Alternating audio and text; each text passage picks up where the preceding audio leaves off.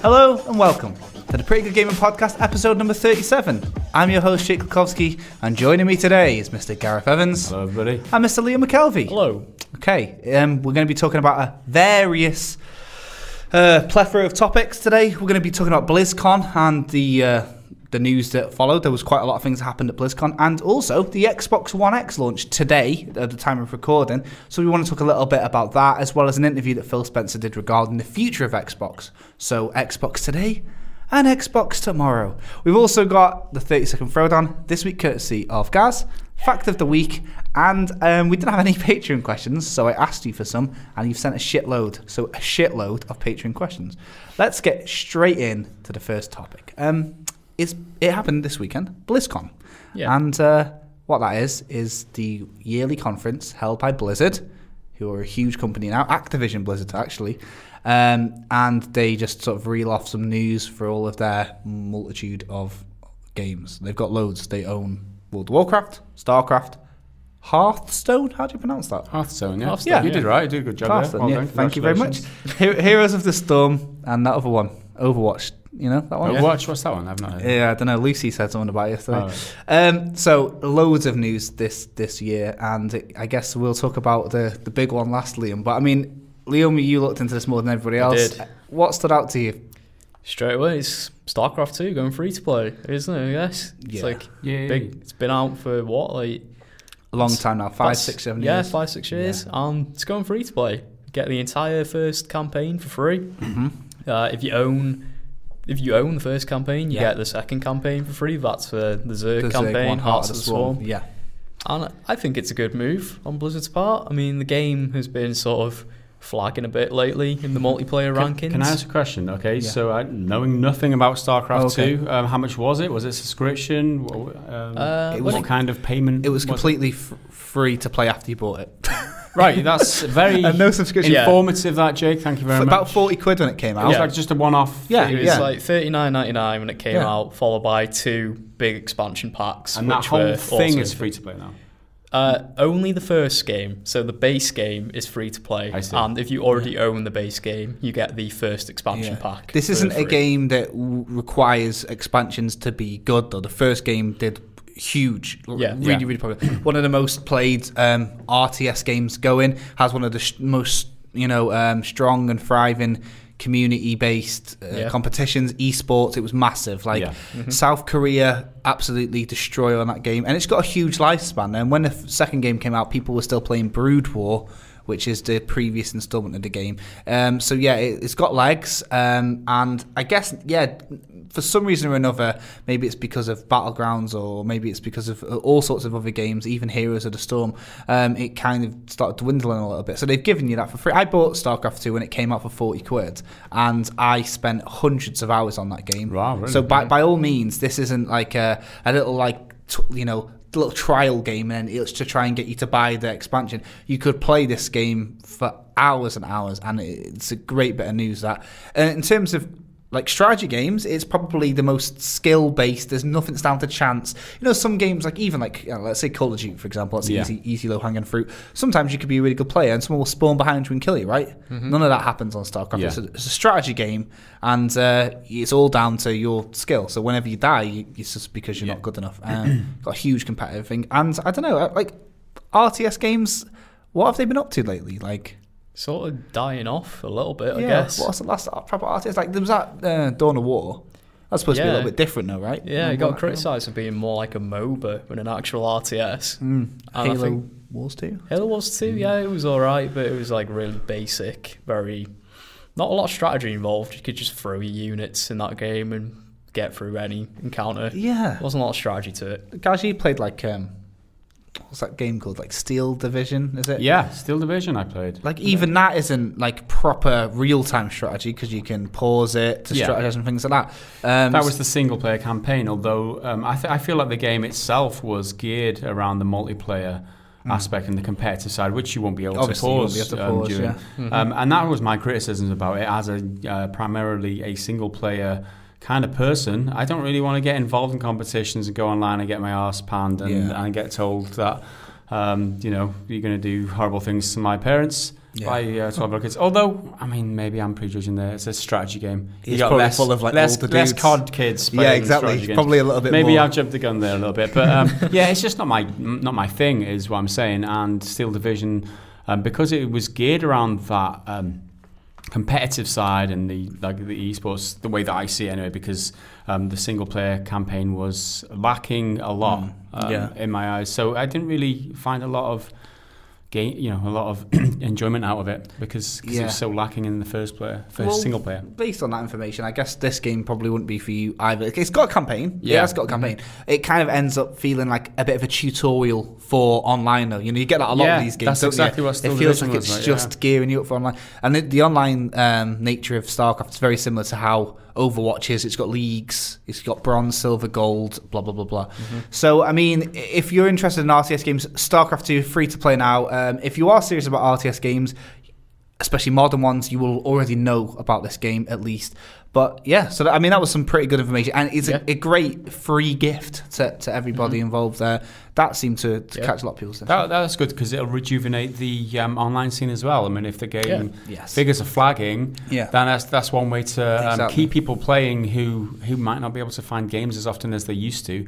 I'll give it out for free for everyone. So, and also, it'll bring in fresh blood, players who are inexperienced. So it'll be like all the experienced veterans will be like, yes. Let's all the South Koreans fucking loving it because they're fucking wild good at that game. It's a good strategy for any game that relies on online. That's for sure. Yeah, it's also worth saying that it's gonna have no monetization or anything in it. Yeah, it's genuinely free to play. No just loot giving boxes, it away. no microtransactions. No, none of that. Just giving it away. Yeah, that's the thing. Most games that go free, they change to a free to play model. This is just literally like. Just have it. Yeah. There you go. Just have it. And so that could be a hint towards getting a larger install base maybe for a new StarCraft game. It's been a couple of years, so I don't know. It's Blizzard. They're very crafty like that, and they've always got a game plan. So whenever they do something nice, it's normally because they're, especially with Activision and all.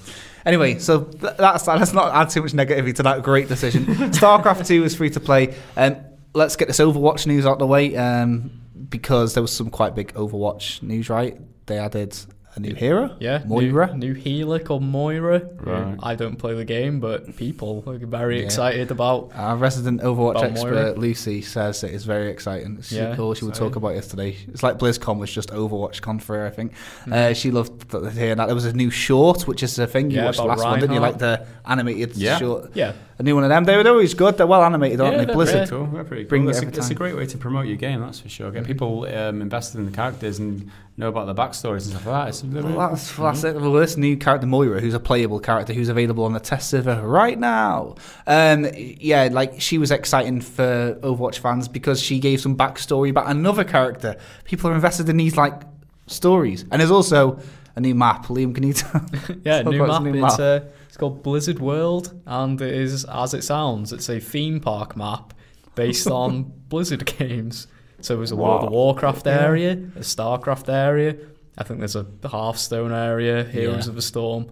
It's very Blizzard. It's kind of like marketing, I guess. It's a shameless self-promotion. Yeah, very shameless. But if you're in the Blizzard sphere, it's like full of Easter eggs. You'd be like, oh wow, that's from World of Warcraft. For Blizzard fans, it's like amazing, I guess. Yeah, exactly. So I mean, Overwatch seemed to do pretty well. Can't tell if that's because the only person we spoke to about BlizzCon was an Overwatch fan, Liam, but it sounds like it went down well. And from what I know, and this is going to sound funny for any Overwatch fans listening because I don't know anything about the game, people were asking for a support character, and then they got Doomfist, which was DPS, and Moira is now a support character. So it's just showing that Overwatch devs have listened to the fans and gave out this, which is the 26th character in the game now. So the roster's getting bigger and bigger, and people are keeping up. So I mean, Overwatch seemed to go down very well. Hearthstone. That's the card game based on the World of Warcraft lore. Had an announcement for it. It's getting a new expansion called Kobolds and Catacombs. Yeah, the little Dungeons and Dragons pun thing. Yeah, that's like putting in. I think it was like 135 new cards, and there was like a new game mode called Dungeon Runs, which is like a kind of like a boss rush, from what I gathered, where just play through a series of opponents. If you die, you go back to the beginning. Yeah. You have to start fresh, which is single player as far as I know, which is a bit odd for Hearthstone, which is primarily multiplayer Oh focused. yes, they've got a couple. Have you guys played Hearthstone before? Or any of the, It's been a while since I played it. Dabbled. You kind of you know it's kind of like the Pokemon game. It's Pokemon trading card game formula, I think. I guess Magic the Gathering maybe did it first. But you've got these single player campaigns. Even though it's a card game, you've got these single player things which you buy with real money or keys or something, and then you unlock cards which you can use in multiplayer. Again, it's a bit like StarCraft, I guess. The single player feels like it's just getting you ready for the multiplayer. It's Blizzard. It is a free game. I mean, I downloaded it on my tablet and I played it for a little while. There is a single player side of it, which is good because they fleshed that out. If you don't want to get involved with having to play with other people. I mean, God, who wants to play with other people, man? I mean, especially Blizzard, other people, because they're like mad into it, aren't they? You know what I mean? Yeah. So when I played it, I was kind of interested in the because it's free to play. I guess you pay to unlock more of the game, more single player. They've added more single player to it now. Yeah, I guess that's good. New cards, obviously. The more cards they add, the more possibilities there are for like unique decks and all this. I mean, we're seeing this like with Gwent and other games like that. You know, there's just this card game thing. I mean, it's just like the earliest version of loot boxes, isn't it? Really, like Pokemon card packs and pack games. It's packs. Like every game is a loot box opportunity, but for free. So, and if it's free, do what you fucking want. Yeah, you know what I mean. You can't argue with that. Not charging any money for it. And so there's obviously the big cost of it. And now we move on to the big one, right? Unless there's anything else I missed. There's some Heroes of the Storm shit. They introduced a couple new characters. Some new characters. So Heroes of the Storm, for the Heroes of the Storm fans out there. We apologise. Yeah, they had to dismissing you so quick. Easily. It's the smallest game out of the bunch, and I think they introduced two new characters. One of them is from Hanzo from Overwatch, and I think the other's Alex Straza from World of Warcraft. Speaking of World of Warcraft, let's do it. World of Warcraft. Let's do it. Yep. They announced WoW Classic, which are like legacy servers, vanilla servers, right? Yeah. The biggest announcement of the whole BlizzCon for lots of people. And why is that? Because people really want to go back to the glory days of WoW, which was, for them, vanilla. And so you had stuff like Nostralius, which was a big private fan server, which got cease and desisted by Blizzard. And then there was another one for Burning Crusade, which, again, got shut down by Blizzard. Yeah. And people are like, well, if you're not going to give it to us, why can't we do it ourselves?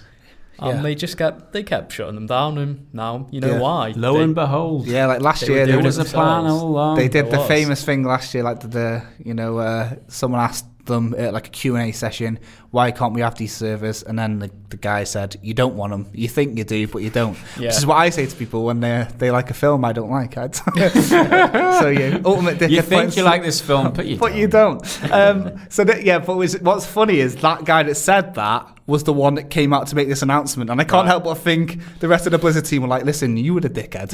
You got to say. So they announced this, which is huge because it's a big game. It's understatement there. It's actually the biggest MMO ever. One of the oldest, most successful MMOs. How long has it been going? Is it 13 years? November 2004. My brother's been playing it since vanilla, since 2004, and he's still playing it now. And he says that this is the best news he can ask for. Because how weird is it that a game that's still going now, still ongoing, can still give you nostalgia? Like, he's going to go back to this and play it. I played World of Warcraft up until Cataclysm, which I didn't end game Cataclysm, but I end game Lich King and all that. And I mean, it's cool. I don't think I've got time for MMOs anymore. And if I do, there's loads of these new ones. But this is what people want. It seems that like RuneScape, Guild Wars, and another one have all gone back and done older servers. RuneScape Classic is a thing.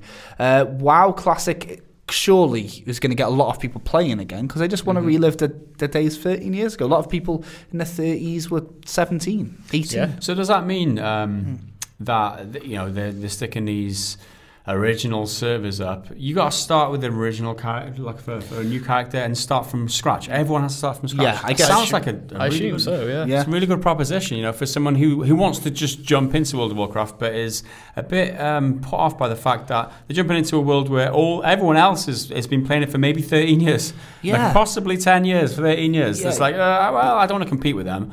So they've got the option now where they can jump in right now, from scratch at the very beginning, and that can be quite a good proposition. I mean, there are quite a lot of benefits just from for people like us who aren't maybe invested into it. But there's a couple of other things that, like you just said, and I was thinking about. Another one might be that people with lower spec computers will still be able to play. The game is 14 years old, so that'd be great for them. And another thing is when you know what the gaming world's like. We're all part of it. We always hear gaming was better back then. Imagine being 18, 19, 20, and you're hearing all these people, oh, wow, we used to be well better back then. Now you can experience that yourself. You can see if they were just chatting shit. Judge for yourself. So, out of people listening now, there's nearly 100% chance at least one of you would have played World of Warcraft at some time.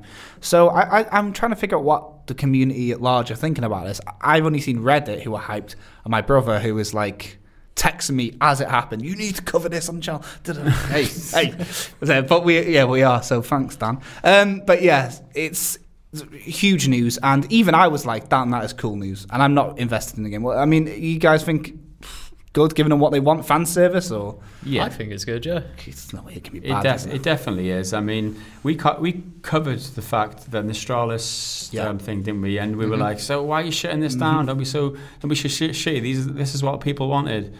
But they had a plan all along, it seems. Yeah. And I mean, you can see why they've done it now. The fact that they have brought it is, it's redemption, I guess, for them. Yeah. They've been redeemed now because they've given people what they want, and it's official. It's the official service. It's the official because that Astralis was made by a guy who'd been working on it for years, and he was disabled or something as well. Yeah. So it's a super bad story because you felt for the guy so badly because that was his life. His entire passion project. Just and it was a couple of hours later, it's just kind of blown up in smoke. But thankfully, I mean, people are getting what they want now. So that is great news for the community. And that's what we're all about, isn't it? Yeah, and I mean, with World of Warcraft Classic, I don't know if they're going to have the same pricing as the previous ones. Maybe you need a WoW subscription, a regular WoW subscription to play this. And some, in WoW, you can move your characters over from server to server, like you were saying, and I don't think this is going to be possible because a level cap on Vanilla WoW was 60, and there's characters at level 100 now, so they can't move them over. But I don't know about the pricing and stuff like that. It might even be free. I think the normal World of Warcraft you can get up to level 20 for free, and then you just cap out and you have to pay. So I don't know about the price and all that, but I'm assuming it'll be a little bit different in the regular WoW. Maybe not. But hey, there we go. Blizzard again. Blizzard are a weird one because, people talk about CD Projekt and, Rockstar, I guess. Blizzard are one of these companies that get multiplayer, so right. Their balancing is very good. Think about how many people play StarCraft or Overwatch, and WoW. Balance issues aren't really a problem with Blizzard. They do very well. They nerf. They're constantly moving. I think they really get multiplayer down, and it just seems like another little masterstroke from Blizzard here, to be fair. Everything I've read, I was as someone that's not at all arsed about Blizzard anymore, StarCraft's been for 5 years since I've logged in, and I'm fucking hell, that's what you want, isn't it? It's what you want. That's the ultimate fan service. New Overwatch character that people wanted. Old server. Give a great game away for free. Some Heroes of the Storm stuff. And some extra cards on Hearthstone. Come on. I mean, Blizzard, not at the park. Any closing thoughts before we move on to the big one, Xbox One X? So, sort of worth saying, for people who don't give a shit about WoW Classic, there is a new expansion coming as well for WoW. Called Battle of Azeroth, which increases the level cap, gives you new dungeons, new raids, new world bosses, and puts in a PvP game mode where you have to conquer islands. Okay. So it's Horde versus Alliance. You have to. Interesting. It's you have to fight for control of these big siege towers and stuff like that. So yeah, there's that as well. They reckon if you don't care about classic. Well, last Warlords of Draenei, the last expansion. Polygon reckons that there was 5.6 million concurrent players at one point in that week when the fucking game came out. Yeah. So for those that are wondering, WoW's 13 years old, who still cares? Well, at least 5.6 million people. A lot of people, so, I mean, BlizzCon. There we go. Right, so, should we move on? Yeah, I think you've squeezed us for all our conversation on that one. All right, thanks. So we're going to talk about, this one's a little bit more closer to home for us, something that we're a little bit more personally on the, we're in the loop with. Xbox One X, right, guys? It came out today, which is November the 7th. Over here in the UK, it's £450. In America, $499, aka $500. Don't know about the rest of the world, but more or less that price. It's talking like that much money. That's with no game. From what I've seen, I had a little shop round today. No game, 450 quid.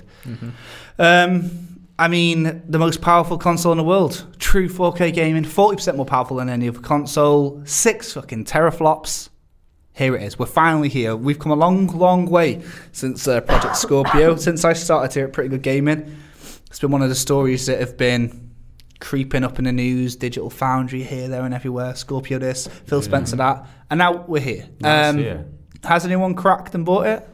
No, none of us. Anyway, are you tempted to though? I was tempted. I had a look at it and I was assessing whether it would be a useful investment because obviously we run a gaming channel, and we kind of need to know about these things. But I mean, there's always a balance for me. It's like when you read reviews and they say, if you've already got the Xbox, the One X probably isn't worth upgrading. And then you balance that with the fact that all the games anyway are coming out on PC. And then it's like, well, I was kind of interested in this 450 quid.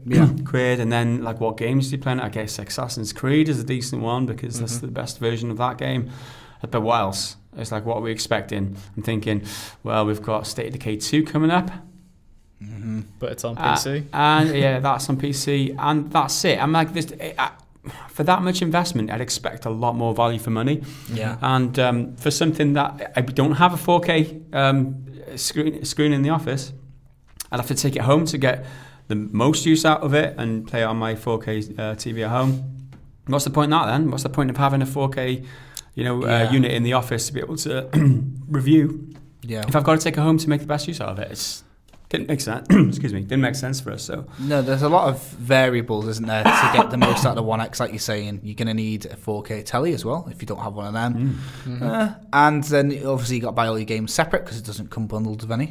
Which is maybe if you've got a One S and you're making an upgrade, then fair.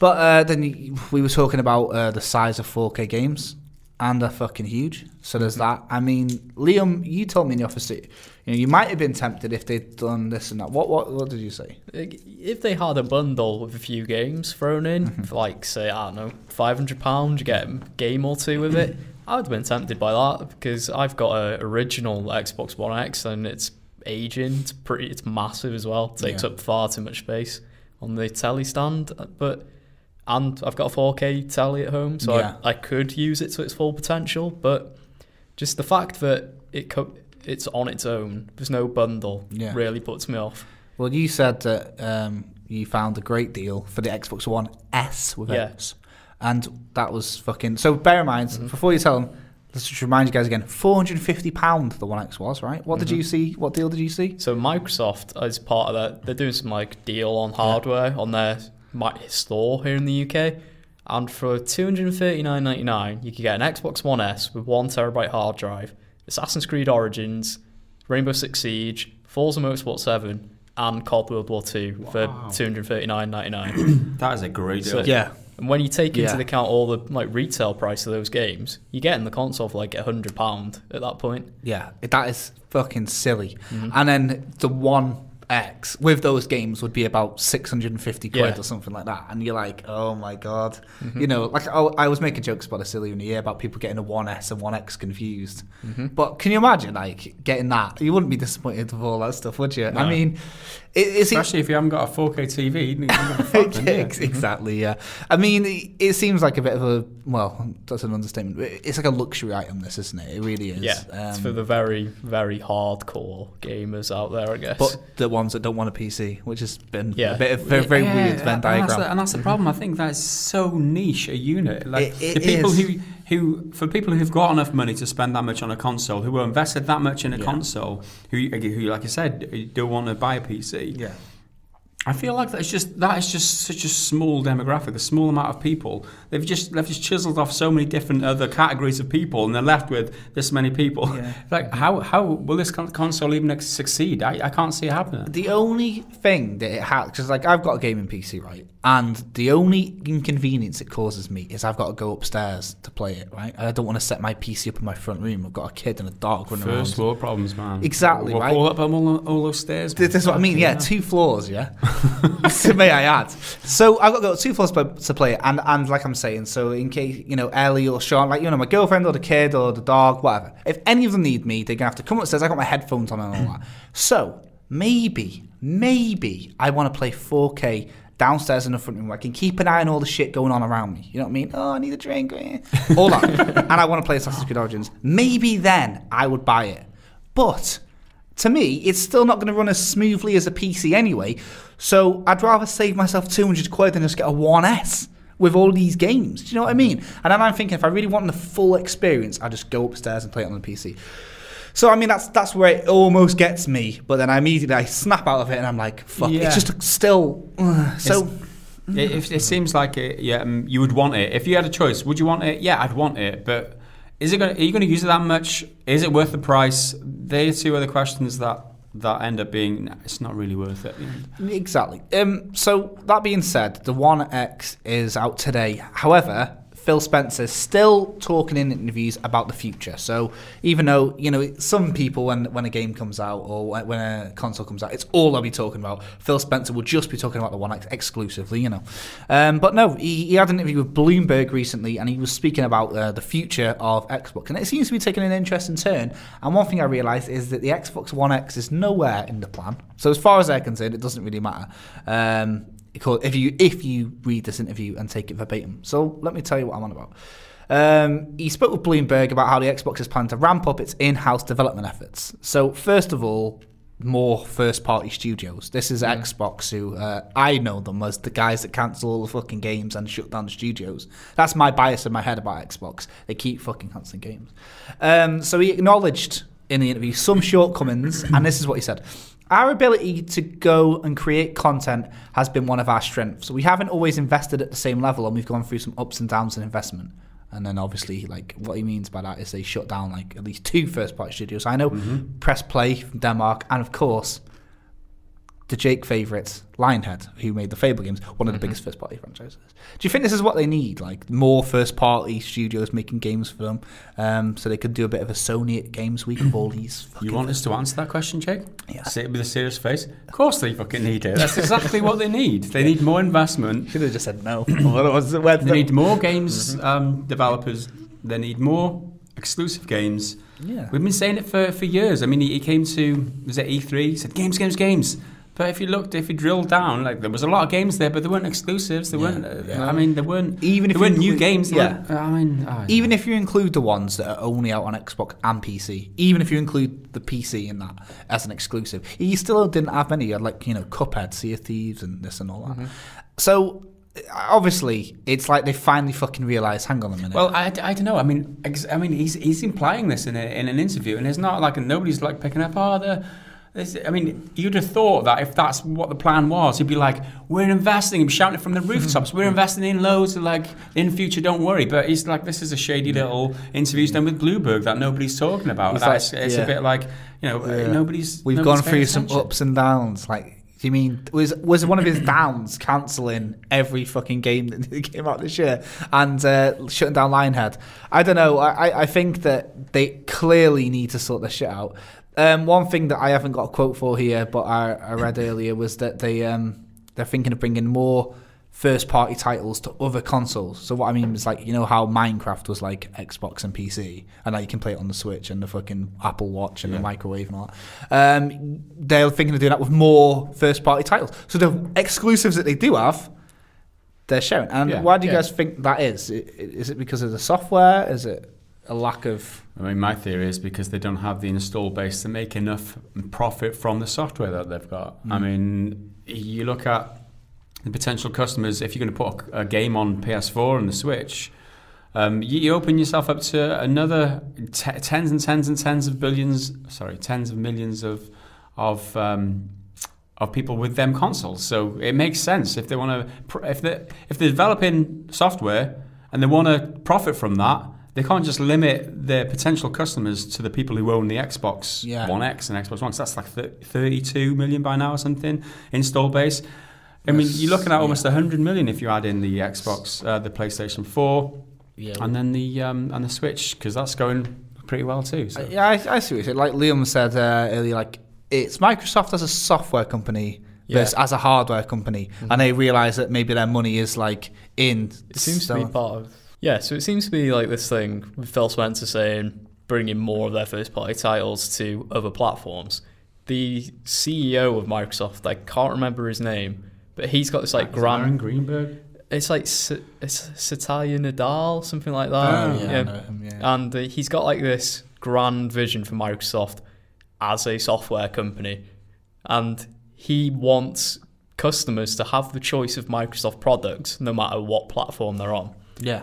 And I think it was, I can't remember who, but a Microsoft exec on Twitter not that long ago said, "We don't care where people play as long as they have the choice." Yeah, I saw that. So it seems to be their thing going forward that they want to focus more on the software, so they'll be making games and stuff like that. Yeah. But they don't want to limit where people can play their games. So they seem to be going for like this advocacy for consumer choice, I guess. Yeah, like what Sega did, isn't it, really? Like, basically, they lost to Nintendo in hardware sales. They admitted defeat, and now you can buy Sega games everywhere, right? Yeah. So, I mean, based on you saying that, and this is the quote from the Bloomberg article, a bit of a long one, I'll try and rush through it. As Microsoft's Xbox devices continue to be outsold by Sony, the company is also changing the way it measures success in the Xbox business away from console revenue and unit shipments. So that goes in line with what you're saying. Mm-hmm. And here it is. The company now tracks monthly active users and revenue from software and services, and is looking at this is the important part, and is looking at opportunities such as further expansion of Xbox Live usage, Xbox Live online usage, esports, and game streaming. But we don't know any game streaming software that they have, right? So we've got that Mixer. They've got Mixer. Yeah, it's like that's their actually version of Twitch. actually quite good. So this is the thing. Okay, this is it, right? So Mixer is like Twitch. Yeah. Microsoft Twitch. Game streaming here. That's so that thing again. Xbox Live online usage, esports, and game streaming. People are writing articles about this right now, thinking that what this means is when they say game streaming, as in streaming games to you through the internet, like PlayStation Now, on live, and all that.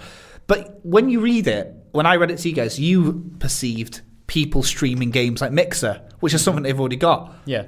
I think you guys are onto something. I think you're right. Because what I'm trying to say is people are all now speculating online. Like, these are like gamesindustry.biz, Rock, Paper, Shotgun, I think, are saying like, could this be that Xbox are going to try like a games as a service, game streaming thing? Do you reckon that's going to be the case? You think that if they're doing a software thing, do you think that's something that they might be looking to do in the future? Streaming like PlayStation Now and all the shit we've seen before? I don't think they need to, really. They've already got backwards compatibility figured out, which is why PlayStation Now exists, so you can stream PS3 games to PS4 and stuff like that. Yeah. But Microsoft already had that. You can play a 360 game native on the Xbox One. Your Xbox One games, they work natively with your PC. Like, if you buy it on the digital store, it'll be on your Windows store when you boot up your PC. Yeah. And they don't need. I don't think Microsoft need anything like PS Now, because they've got it all handled like natively. Very you can well. do it on dedicated hardware. And on the topic of streaming services, I heard that Nvidia got a quite decent one in the works where you can play all the top most recent AAA games without the hardware on your computer. You can just stream it from their shit heart servers or whatever, and that's like the equivalent of like what OnLive used to be. OnLive was like that, wasn't it? Yeah, we'll handle the hardware side. Yeah, and that seems like I mean, I saw it because someone was using it on a Mac, right? So you could be playing like the most recent, Assassin's Creed Origins or whatever on there. I mean, that's a 1440p screen on that thing. Yeah. You know what I mean? Yeah. It could be a really decent experience because, it depends on what the input delay is and the lag between the server and if you obviously need a really decent internet connection. Mm-hmm. But for Microsoft to be thinking about competing with that, I think Nvidia are the right company to do it because they're the hardware company. They're the hardware guys, yeah. And they could do it perfectly. Who's going to compete with Nvidia? Very good point. And obviously they will know this. They'll know. They've got their ear to the ground with their competition, right? So I think, so just for anyone else that's also read that and maybe misconstrued it as game streaming. I mean, we might be wrong, but I think they're on about Mixer, because at E3 they were pushing Mixer, weren't they? Oh yeah, it's a big thing. Like, log into Mixer now and you can get your rewards. Get rewards. You can help out people that you're streaming. You can give them buffs and stuff like that. You can get involved in their game, which is quite funny. So yeah, that seems to be. Could this be? This is fucking doomsday speak right here. But like I said with Sega, could this be Xbox admitting defeat on the hardware already, which is the Xbox One launch day today, and they're now saying how we measure success, right, is by our software. Because that's what they're saying. That's how we measure it now. We don't measure on hardware anymore. What? I mean, why have you put out any? Yeah, I mean, also, I mean, you can't undermine the fact that they said that they did say. Games as a service is how we measure success. How many people are playing concurrently? How many people are paying our subscriptions? Which again, you know, it's another way to make money other than selling units of consoles. And that I guess seems to be the tune everyone is dancing to. It's like the whole industry, like games as a service. They're going to keep pushing that in until we love it. They're going to make us fucking love it, aren't they? That's what they're trying to do. I think we've got a question about games as a service in a bit, so I'll save that for now. But I mean, Xbox One X. It's just another one of the Xbox One family. And is it the last of this generation? Who knows? Who knows? But generations are different now. That like this, like this is another unit that's been made mid-generation. This isn't like a new generation. All the games are playable on this system. It's not the fifth generation. They're like fucking iPhones now, aren't they, man? Yeah. Like, you know what I mean? One every 8 months. But they say it's not the end of the generation thing. This is just how it is. Like, we're gonna have a generation, and then keep an eye out for the Xbox 2, innit? Every couple of years, we're going to release a beefier version of this generation, which they have to do to keep up with the technology, because technology is advancing so much quicker. And you can do that with a PC, just replace your graphics card or whatever. But you can't wait 7 years to get an upgraded console. So that's what they're doing. That's why they're doing it these days. But console generations is still a thing. Apparently, it's still I'd a like thing. to think I'll just wait for the PS5, man. Do you know what I mean? That's. That'll be a couple of years max, absolute max. Or if not, it'll be the PS4 Pro Elite or something. Pro Elite. Nice. Okay, so Xbox. That's all you need to know, really. Let us know if you've got an Xbox One X. But be wary. You're going to get torn to shreds. No. Let us know if it's worth it. I mean, I'm interested. I'm kind of in two half minds. I would like to have one, like I said, but I'm a bit like. The reasons to not have one kind of outweigh the reasons to have one at this point. I mean, if they tip the balance, if they tip the scales, more games, or if there was more ways to be able to make use out of it, to get my money's worth out of it, I'd be interested. And it's not a case of like, oh, you got Xbox One X, you're stupid for the rest of your money. Other people have got different priorities. So that's all good and well for a lot of people. So let's try not to prejudge it, Joe. Oh, I'm not. I'm just saying the comments. They're animals down there. I'm just interested. I mean, because I want to hear what people think, and if I've missed something, one of the benefits of having the console, it might tip me in the favour. Oh, right, that's interesting. I might want to get one. The first true 4K gaming experience. I want to know how it is. You know what I mean? Well, what's interesting on that, just before we move on really quickly, the Digital Foundry article said, we read it out in a thing. It's like, oh, it actually achieves native 4K some of the time. It's like you'd expect it to. It's called the true 4K experience. It's like some of the time it actually achieves it. We'd fucking expect that all of the fucking time. This car can go 120 miles an hour. And then someone's going, wow, this car can sometimes go 120 miles. Yeah, it says it on the fucking box. I'd hope so. I don't know what I mean by that. Yeah. Right, let's fucking move on. Let's just move on. Right, 30-second throwdown. 30-second throwdown. Okay. All right, so going off the back of you're talking about NVIDIA's streaming services, you mentioned that you need a good internet connection. But it's not always that easy, is it, Gaz? Yeah. I've got a sore throat. I'm going to try my best. You might have noticed I'm a bit gruff today. I'll load the 30-second timer up. I'm going to try my best on this, guys. We didn't have one, and I jumped in last minute and said I've got one. But hopefully... Yeah, right. So if there's a jingle or not, who knows, right? You ready to go? Yeah, I'm ready to go. Okay. So before we start, I'll present this. Why is the internet so shit? By Gareth Evans. This is 2017, man. 2017. The internet is so fucking shit. You'd expect it to be fast by now. Why are they taking so long to upgrade the infrastructure? We haven't got fiber here. We have to struggle every single day to get our videos uploaded because we're on a shitty broadband speed. It's so fucking slow. It's like 1 meg upload. What the fuck, you run a YouTube channel, a YouTube like company on 1 meg upload? You fucking can't do it. Just sort your shit out, BT. Fucking hell.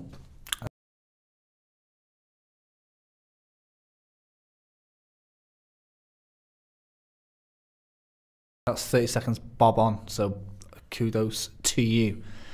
And yeah, need say no more. It's time for Fact of the Week after that fantastic performance by Gareth. Let's play the jingle. Okay. In the 2009 game Ghostbusters, a monitor in Egon's lab displays, "Congratulations. You have completed a great game and proved the justice of our culture. Now go and rest our heroes." Alright, it's time for the Patreon questions. Thanks a lot for everybody who participated in the post I made yesterday asking for the questions. There was about 30 of you. So the ones that we're not answering, I replied on Patreon. So if you're wondering why aren't I in here, check out Patreon. I would have answered you. Okay, so we've got quite a lot today, guys. We'll burn through them. Let's do it. Alright, first of all, a Scottish bloke says, "Do any of you at PGG have any books you think would make a good games? I feel Brandon Sanderson's Mistborn would make a great RPG, ? I think that's a question, I guess. It was a statement of a question. Yeah. Right, I don't know. There's loads of... books obviously are the best because they're not restrained to... visual and audio things like making stuff happen. You can just write it and then it happens. So what I mean is like there's no constraints, there's no budgets for that. You can just tap into someone's imagination. There's no time limit on it as well. You can make a book 500, 1,000 pages if you want. So exactly. They can tell as much story as they want. Like whereas you're very constrained in TV and which film. is why sometimes books are considered the best medium for a story. So yeah, I mean there's shitloads. There's loads and loads. There is a great hope for me that Call of Cthulhu game coming out in a month's time is going to be great because H.P. Lovecraft is the best author ever, in my opinion, anyway. And I'd love to see some of his like scary stories or ideas done. The closest we've got to a good Lovecraftian game is Bloodborne, which is fantastic, but one directly influenced from a story, I would love that. So hopefully, fingers crossed, this could happen. Call of Cthulhu could be quite good. There are other ones that exist, but they're shit, so don't tell me about that. I would answer saying I don't read a lot of fiction books. Yeah. I read like science and philosophy, so I don't have an answer. Do you? So it's like great pulpy detective stories from the 1930s, stuff like Red Harvest and Maltese Falcon. They've all been made into films and stuff, but why not try it with a game? L.A. Noir's really the only one that's tried to go for that. Like detective mystery story, but you could even make them like adventure games, point and clicks if you want to. But you don't really see a lot of those adaptations around in video game form. No, very cool. Like 70, 80-year-old like detective stories and stuff like that with a bit of jazz and all this and all that. Yeah. That's decent enough. Yeah, and not what I was going to expect from an answer. I thought someone would go for something like Game of Thrones or something. Yeah, sci-fi, high fantasy. Yeah, but no, that's interesting. All right, so thanks very much for your question. A Scottish bloke. Next up, it's Simply Phil, and he says, "What up, Phil?" He says, "If companies." Here reads scumbags such as EA and Activision continue to push the service over game to us as a consumer. What do you feel would be an acceptable way to do this? For example, if FIFA was a true service, then it would not make sense for would it not make sense for EA to just charge an upgrade fee per year rather than a full price if you'd bought the previous year already? That's a great suggestion. There's this software that I use called Guitar Pro, right? And I write my guitar tabs on that. And I pay a one-out fee to buy a Guitar Pro 5 or whatever. To upgrade, I don't pay for Guitar Pro 6. I pay the upgrade fee between 5 and 6. So you pay like a fraction of the amount for the original thing. And again, when you upgrade to version 7, you only pay a certain amount, you don't pay the whole fee. And that's the same with some editing software that I've used in the past.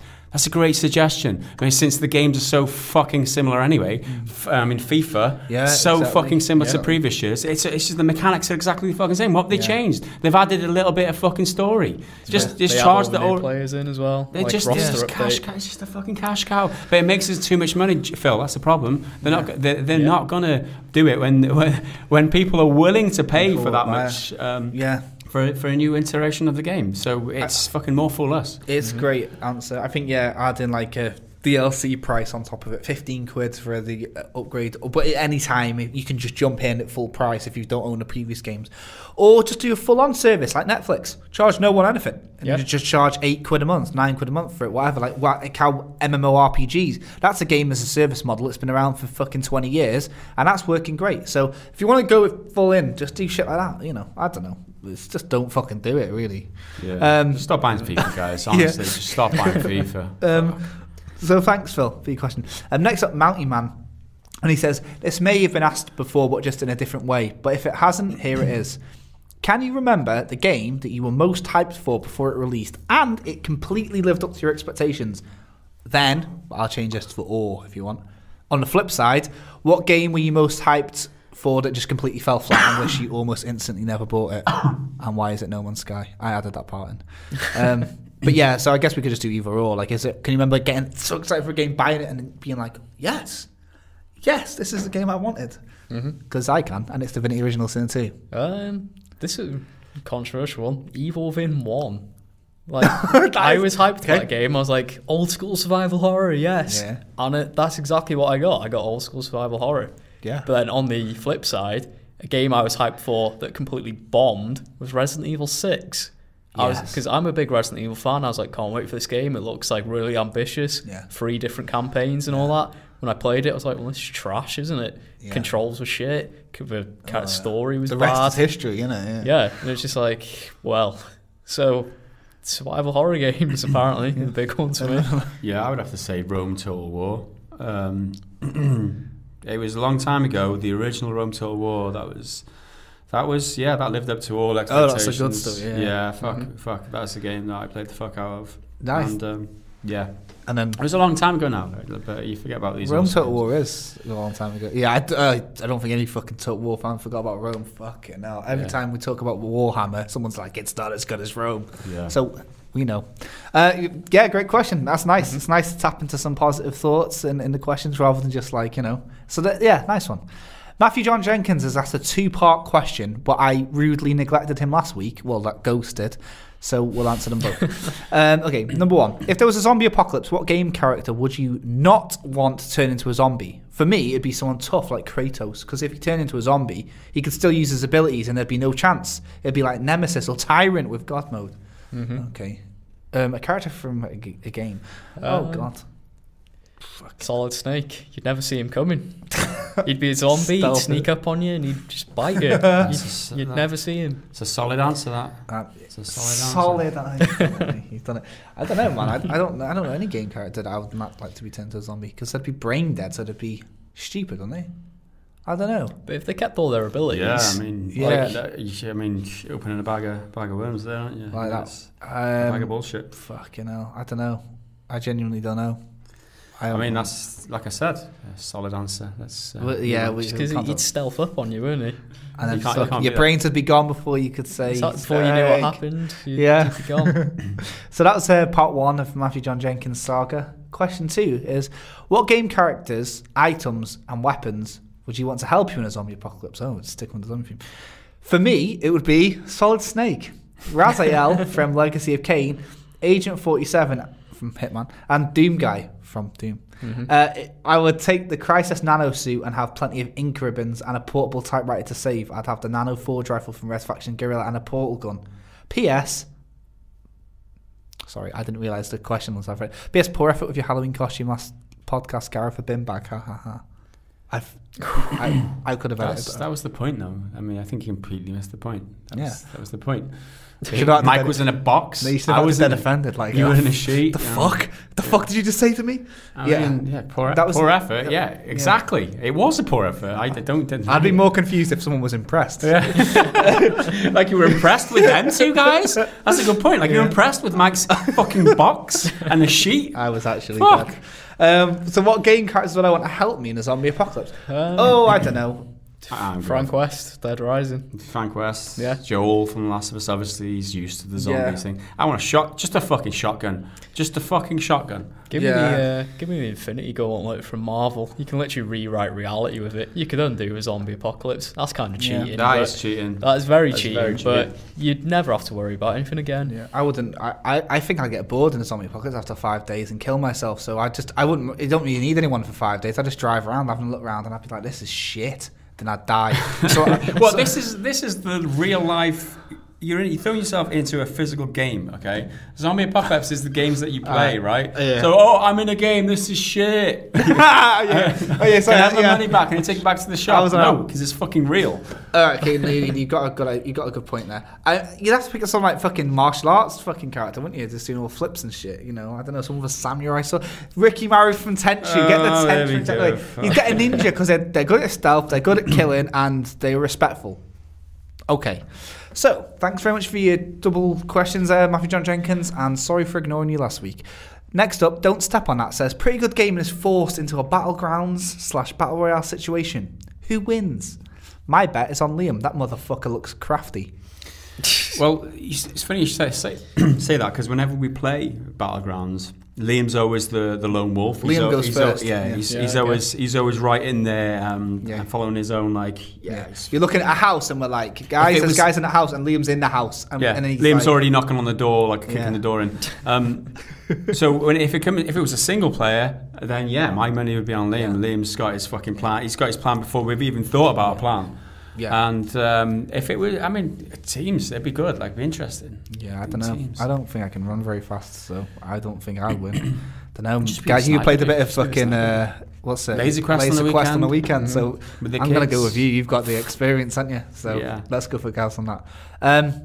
Andres Fabik next says, "Hello, pretty good gaming. Greetings from Prague in the Czech Republic to Wales." Sounds like the Eurovision Song Contest, that. Is there a chance you will show us your office and working space? It'll be interesting to see where this content is created and how you are working. Maybe a special video. Love your channel. Keep up the good work and let the force be with you all.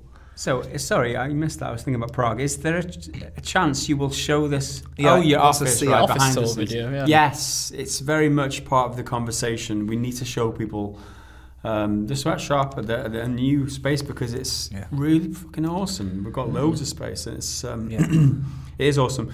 We're maybe going to make a feature out of it. Maybe if it's an excerpt from the stick it into the podcast or its own separate video. I'm not sure it'd fit on the channel, but we're thinking maybe extra channel, but that's a lot of commitment for us right now. We are in the process. We're going to do it. We are going to do it. It's in the ideas stage right now, and it needs to be picked up from the ideas box and thrown into the production box. Definitely for patrons or whatever. But we'll find out. It's nearly Christmas, so that's when we can go a bit off kilter. We've got Isaac here who's willing to do that as part of his internship, like a little project for him to do some filming behind the scenes, and I think that's ideal for Isaac, because it's Isaac's wheelhouse. So Isaac's the only intern that the patrons don't know, right? Haven't seen him, have they? No, I don't think they have seen Isaac. They've seen his work in the editing, some of it, but Well, because he was going to be in today's podcast, fun fact, but he's ill, so maybe next time, huh? Maybe next time. Anyway, thanks for your question, and hopefully that answers it. Greetings from Wales. Yeah. Next up, Cheeky Breaky says, as a guy from the US, what's the difference between when you guys say something is shite as opposed to run-of-the-mill shit? Is there a deeper hatred there, or does it just slip out? No, shite's probably a bit more light-hearted, I guess, than anything. Yeah, because it doesn't shit. It's just more. Word's not as harsh, is it? Yeah. So shite just. It depends where it is in the sentence. I don't think there's any difference. Shit and shite is the same, right? But it depends. If it's the end of a sentence, it's fucking shite. Yeah, but something that's shit is something that's in the middle of a sentence. So it's pretty shit. That is, Yeah. But it's absolutely shite. I mean, for me, there's more emphasis on the shite. It's like more emphasis. It's shite, man. It's fucking shite. Yeah. But other people, it's shit is more of a pointed shit, and it's a deeper insult. But it's like the dickhead and knobhead thing, isn't it? I guess like. It's just the same. They both work and they're both exactly the same. It's just spice it up a bit, innit? How do you want to use it? I think for me, shite is more like fucking shite. It's shitter. It's shitter. Shitter than shit. Shite is shitter than shit. That is fucking words to live by, that is. Right, next up, Gareth McKelvey says, do you agree that companies should stop focusing on loot boxes and actually make games with better narrative and smarter enemies? No, I fucking love loot boxes. What a stupid question. Of course we do. Yeah, it's pretty universal. Yes. I mean, I don't know if you wanted validation from that, but who's going to say no to that? Of course, people don't want focus on loot boxes and to make games with smarter enemies. Actually, smarter enemies. Because they fail every time. They try and do like AI enemies, and they're real stupid, aren't they?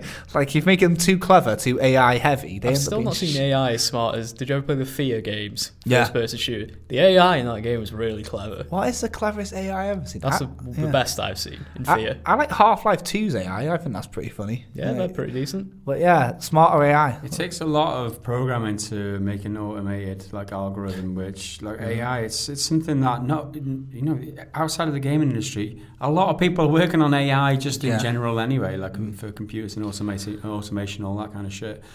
It's not fucking easy, and it takes a lot of investment, and that's probably why you don't get any that many good AI in games, because it's fucking difficult to do. It's like they've got like this thing that they're used to now, like normal, medium, hard, but when they try and make it completely AI, like completely self-aware and writes its own code, they end up just walking into walls and shit, man. But I don't know. I played a bit of Total War on hard, and they were fucking clever, little bastards. So I don't know, Gareth. I agree. Matthias Cornelis next, and he says, what was your most successful Kickstart story? What game did you back that was absolutely awesome? Or notable disasters? Anyone backed a game on Kickstarter? I haven't backed a game on Kickstarter.